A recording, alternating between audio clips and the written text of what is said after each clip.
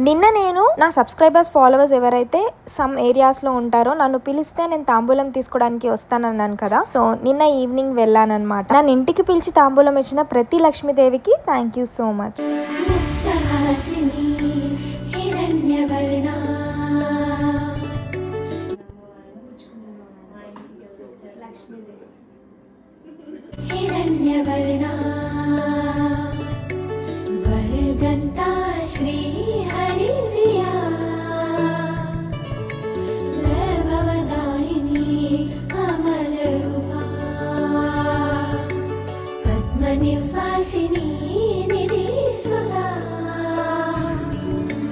विष्णुकान्ताः कमलहासनं चञ्चला